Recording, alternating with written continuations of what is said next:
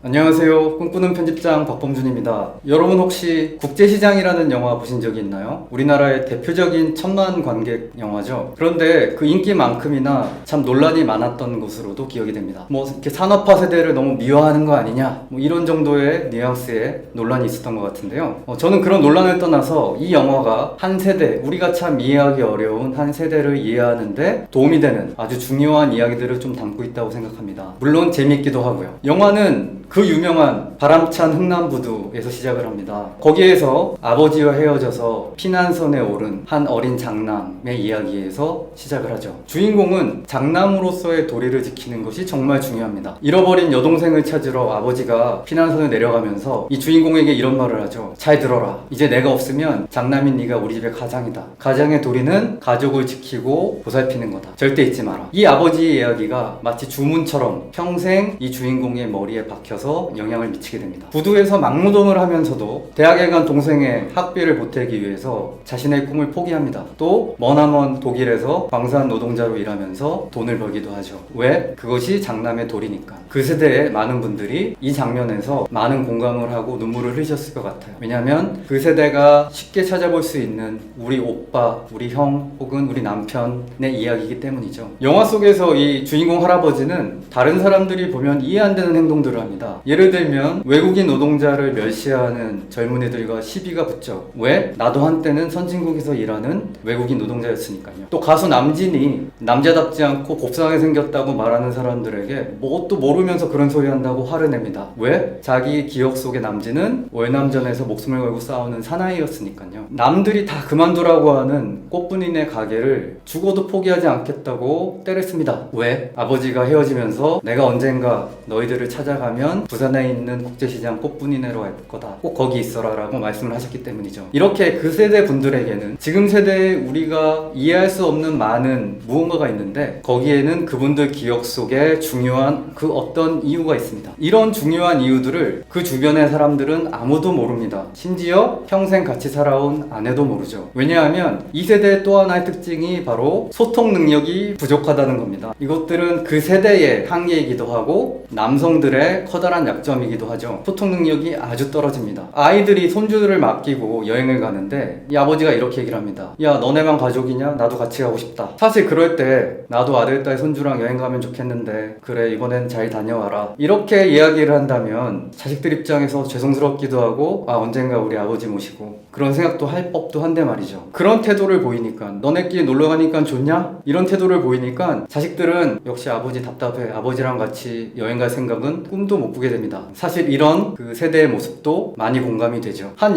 영화평론가가 이 영화에 대해서 혹평을 한 적이 있습니다. 심지어 토가 나온다라고 이야기를 하기도 했는데요. 바로 그 논란이 된 주인공의 독백이 있어요. 뭐냐면 우리가 정말 이 시대에 태어나서 죽을 고생을 하고 힘들게 살아왔지만 그래도 우리 자식들이 이런 고생을 안 한 게 얼마나 다행이냐라고 얘기하는 독백이에요. 이게 사실 제가 보기에도 뭔가 성숙한 대사는 아닙니다. 왜냐면 이렇게 얘기를 하는 데에는 너네는 우리가 고생한 덕분에 살만하니까 편하지 라는 판단이 깔려있기 때문이에요. 이게 마치 민주화 세대가 요즘 대학생들한테 너네는 캠퍼스에 경찰에 들어와 있는 것도 아니고 고문당하고 목숨이를 걱정하면서 데모를 해야 될 필요도 없고 얼마나 좋냐 라고 하는 거랑 똑같은 거죠. 모든 세대에는 그 세대만이 가진 어려움이 있거든요. 이런 걸 봐주지 않고 야, 우리가 고생해서 너네는 살만하니까 다행이다 라고 이야기하는 건 그렇게 성숙한 태도라고는 말할 수 없습니다. 그럼에도 불구하고 저는 그 세대 분들이 나의 자식 세대, 손주 세대를 위하는 그 마음만큼은 분명히 진심이라고 생각을 합니다. 또 하나의 특징, 이 세대의 어르신들을 보면 항상 화가 나 있습니다. 이 영화에서 주인공의 귀여운 손녀딸이 항상 하는 말이 있어요. 할아버지 화내지 마세요. 할아버지 화내면 저 무서워요 라는 말을 계속 반복해서 하죠. 이분들은 왜 이렇게 화가 나 있을까요? 기본적으로 영화에도 잘 드러나지만 이분들이 소통 능력이 부족하기 때문에 요즘 말로 하면 집에서 왕따입니다. 화가 날 수 있죠. 게다가 피땀을 흘려서 때로는 목숨을 걸고 내가 고생했던 그 시대를 부정당하고 있다라는 느낌을 항상 가지고 있어요. 그 시대가 부정당했다는 것은 무엇이냐면 자기 삶의 의미가 없어져 버린 거죠. 그런 분노, 이제는 완전히 일상화가 돼서 마치 자신의 캐릭터가 되어버린 듯한 그 분노가 바로 이 영화에서 아주 잘 드러나고 있습니다. 이 주인공 할아버지, 아버지가 되고 할아버지가 된 모습만 보면 상상할 수 없겠지만 이분도 한때는 누군가의 아들이었고 청년이었습니다. 이분들은 거의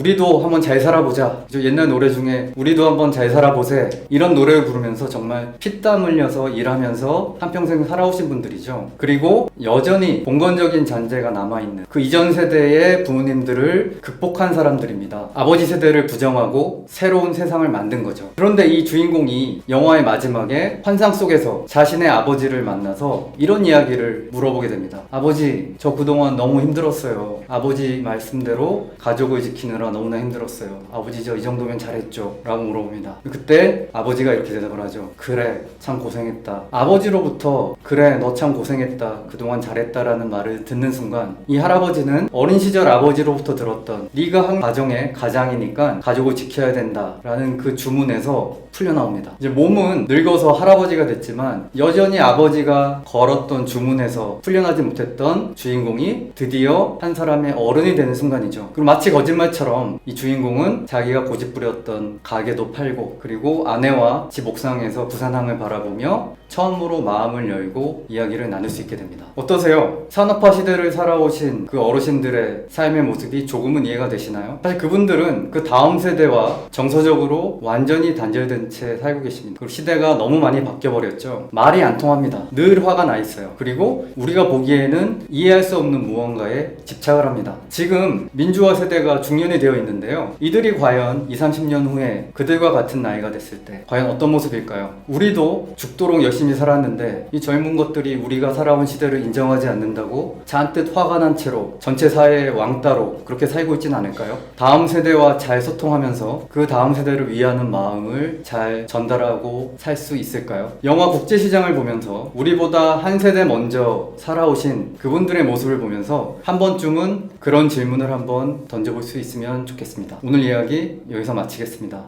감사합니다.